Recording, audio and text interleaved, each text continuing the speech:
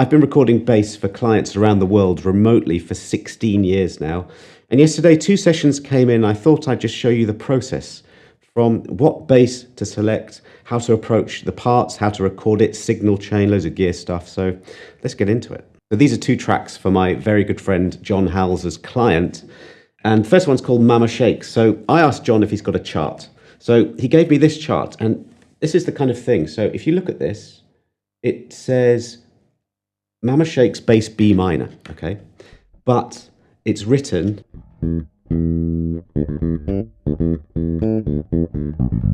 in E minor, but the song is in F minor. This is the kind of thing that happens.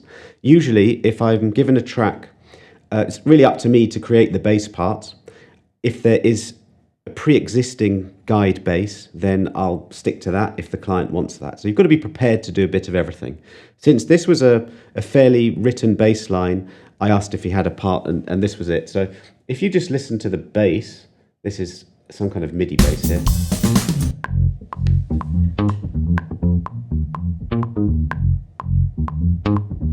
So you can get the kind of idea of the funky kind of thing.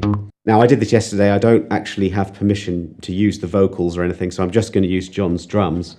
But if we go from the beginning, I'll just play a little bit. So the other thing, the bar numbers don't line up with where this is. There's an extra bar at the beginning.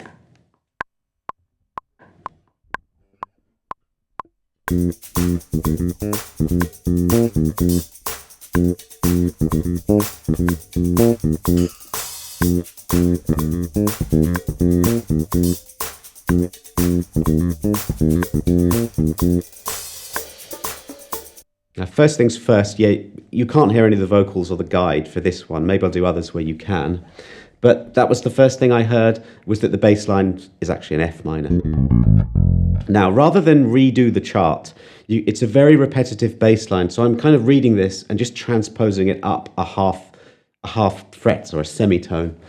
The bass line is written in a way that I wouldn't play it. So again, this is kind of why people hire bass players, for you to interpret it your own way and put your own spin on it. So the first bars are... If you read it as written, it's a bit stiff. But if you do listen to the guide bass,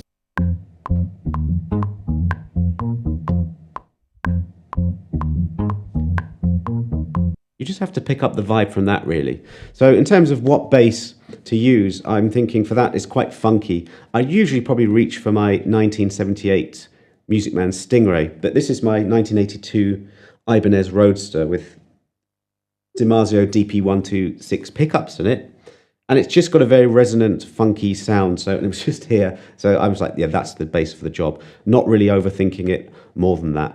I've marked out where the main bass line comes in at bar 19. It's actually bar 18. Have a listen to this.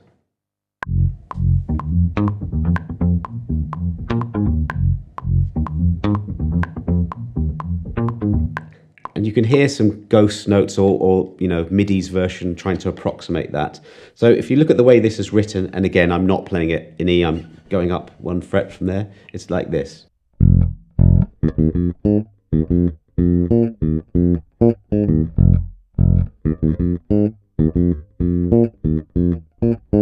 Now, just from those notes, I can decipher that we're in the key of F minor, and all the notes are based around F minor pentatonic.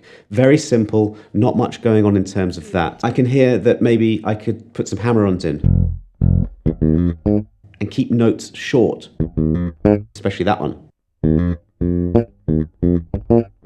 There's a weird thing at the end that I don't think that many bass players would do. The end notes, A flat to E flat, and then you've got to go to the F again. I think an F here.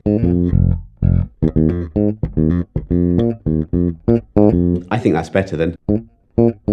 So it's up to you to make decisions like that. Let's play with John's drums at that point. I'll go just before, actually.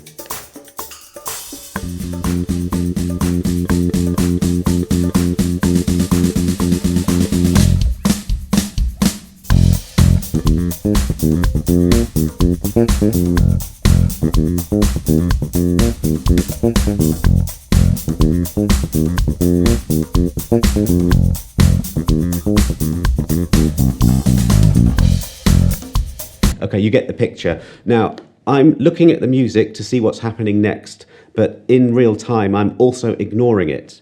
I felt that that would be a good place for a fill. Just again, it would be lovely to hear the vocals. I couldn't do it for this lesson, but if there's anything going on over me and I would get in the way of it, I wouldn't do a fill. But there, just with the drums, it felt good. So just the bass line again. So all of this shape here is F minor pentatonic. So I'm just staying there. I know all of those notes will work. I was sometimes doing that, and sometimes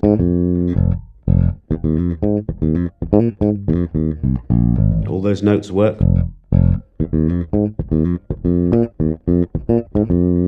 If you want to do this kind of thing, or even playing in bands, the one thing you have to have is your technique together and your stamina. I'm stopping to talk and to teach you, but I would usually go from the beginning to the end, one complete take. If you do remote sessions, you can just stop whenever you want and go back, but I'll usually just try to get a complete take. If you're a bit rusty and your technique is not quite there, it's really frustrating because it's hard to play a bass line like this precisely, and obviously the client wants it to be precise all the way through. So you work on your technique and your timing. There's a little breakdown section, I'll lead into that.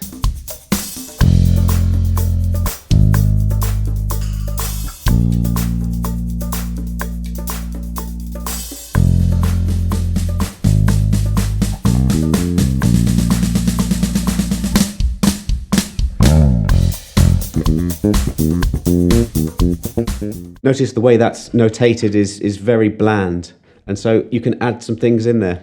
So it's an F minor chord, but yeah, I mean root notes are usually the thing to go for. We're in the key of F natural minor.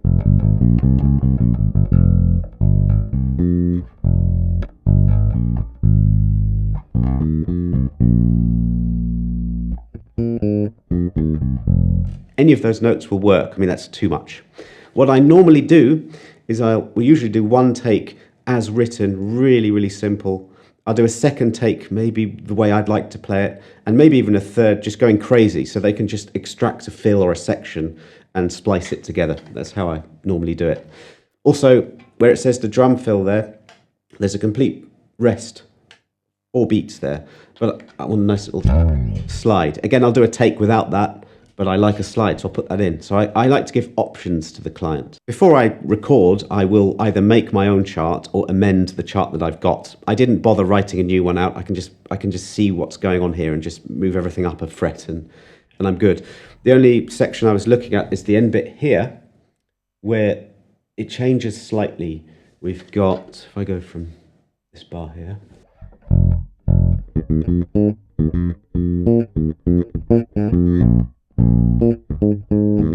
it goes to a B flat dominant 7th sound. And again, I'm just not reading that. I'm deciding not to read that at all. It's just a couple of bars of some B flat, root, 5, flat 7, octave. I know those fit over that chord, and maybe I'll play you the original bass.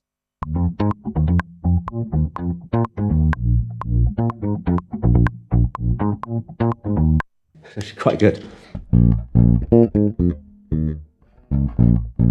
What was it again? Let's work that out.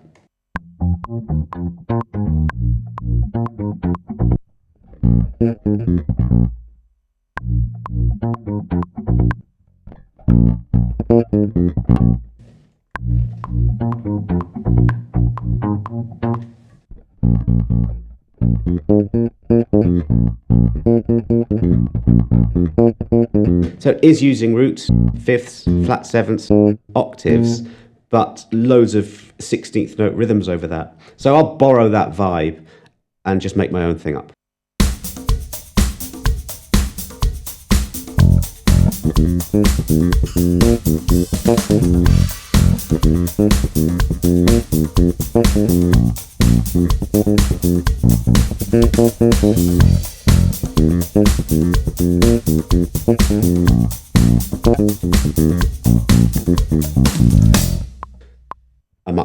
the end there, but it ends on beat one of that last bar on an F.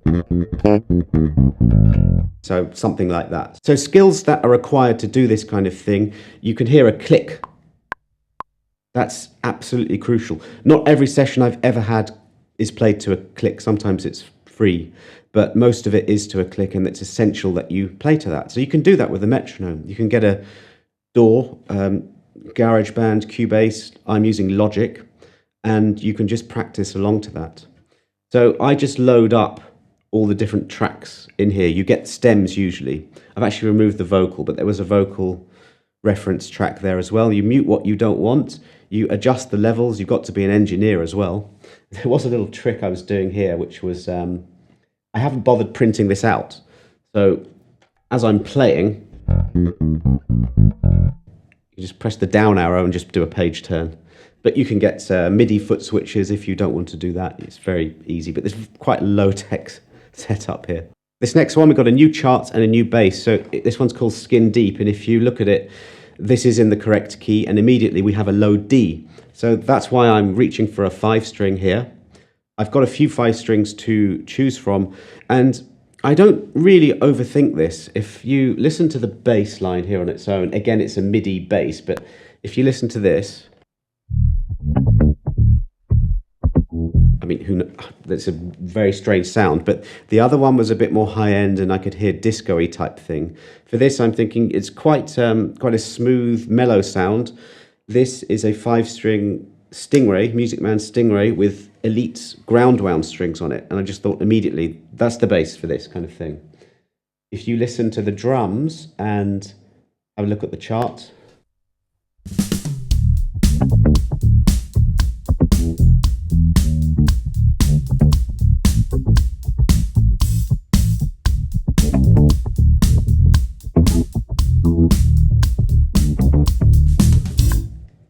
if we just look at that bit, it's not that unusual to get these sort of synth-based guide tracks or Trillion, Spectrasonics, or sort of bass VSTs in place, MIDI stuff in place of obviously a real bass, and you have to make it sound more real.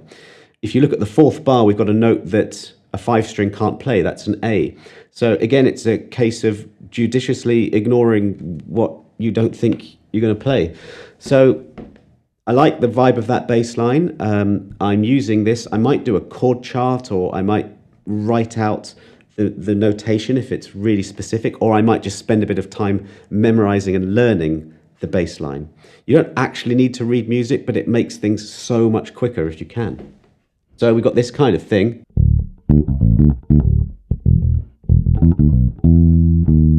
Again, I'm sorry I can't give you the reference and the vocals, but there is this. You're definitely catching that.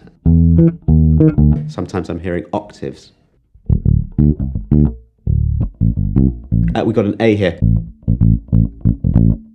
And the 3 and 4, we have quarter notes. That's quite important to hit. I believe John's drums are doing that. We'll have a listen in a minute. But that kind of thing. That's important. Like a little unison line like that. You either remember to play that, or you would just notate, make sure you play this. Let's have a go with it.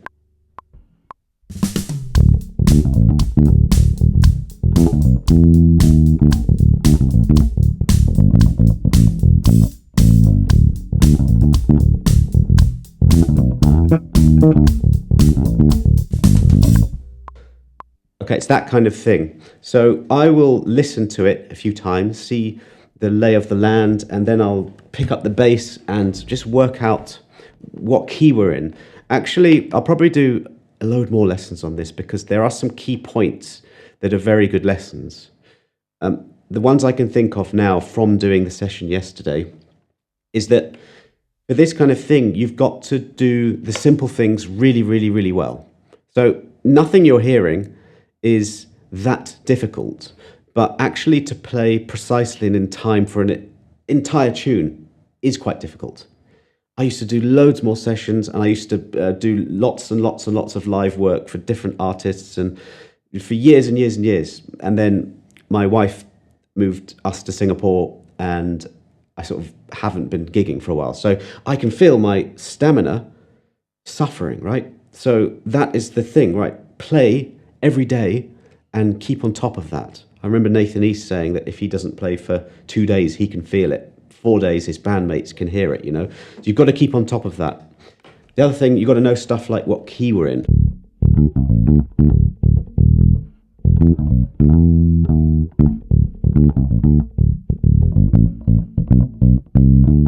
To do stuff like that. So very simply, I'm just trying to decipher. That's minor. This is a D. And then it goes to an A. And I just quickly reel off another minor. So it's both minor chords. And if I just, it's like a jigsaw puzzle. This happens all in seconds, or even you can do it in your head. You can hear a Dorian over the D. This is just how my mind's working. And I can hear that the A is A natural minor. So we're in the key of A natural minor, which is exactly the same tonality as the last song. Very common. So you learn this. How to play the scale, how to play the chord tone.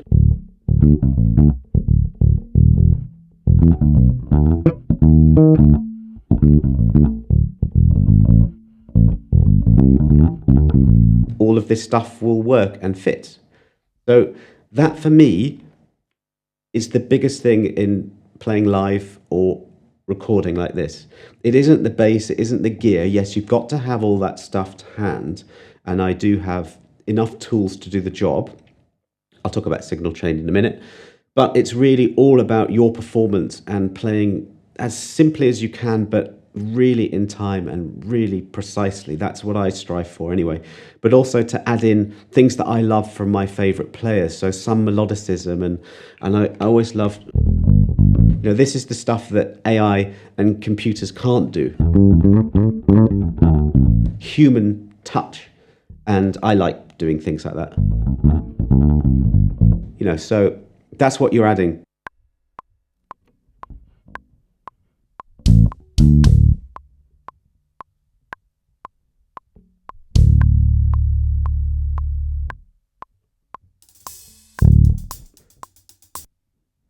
That's why a chart is brilliant, and I love a chart because, yes, you could sit down and memorize that, or you could write your own thing out, or John can kindly give me a chart, and I just can read that.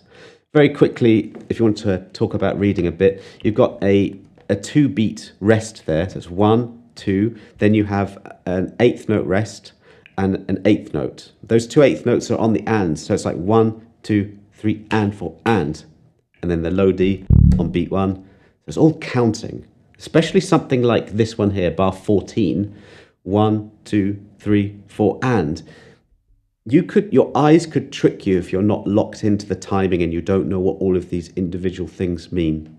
So that happened actually. I haven't read for a lot, and the first run through, I got to that D early, and I just, what am I doing? So you've got to count. So 1, 2, 3.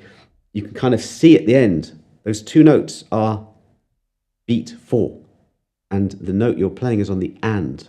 So just wait for it. 1, 2, 3, 4, and.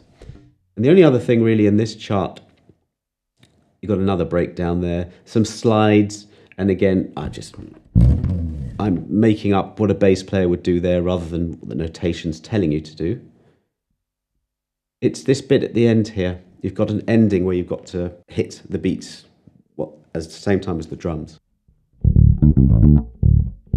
Let's play that with the drums. Let's play the end section.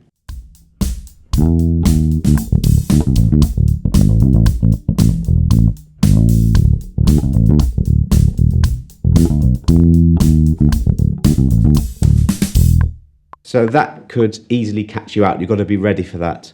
And it's beats, again, beats, and of 3 and of 4. So I'm really tapping 1, 2, and 3, and. So that's another one of those basic things, counting. Know your key, know your counting, get your technique together, get your stamina together. Even if you don't record or have no intentions to, being able to do so forces you into knowing these skills. The fretboard, being able to freely express yourself. If you enjoyed that style of lesson, let me know. I'll do more like that. And I'm going to get John involved a bit more as well. He's just an amazing drummer, and I love playing to his drums. That's what music is all about. Yes, he's not here in the room, but even playing along to a human drum loop, I don't know about you, but it brings me alive. I'll end with signal chain. So it starts with the correct bass in terms of the register and the tone that you want. I always think of tone in terms of light to dark and treble to sort of slightly more bassy. So this, just off camera, we have the Ibanez, and it's very bright, zingy, new strings, great for funk. So that's why I reached for that one.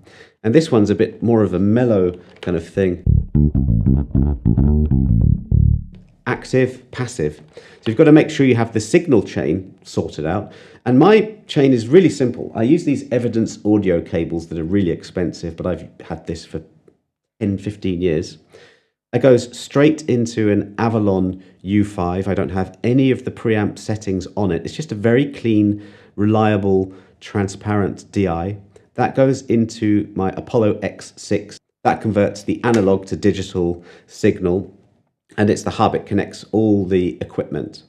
So that goes from the Avalon, and it's just straight into Logic. And I keep everything flat here, and I don't really add anything to the clean channel. I'm not doing it for this lesson, but what I would normally do is I would then record a second channel.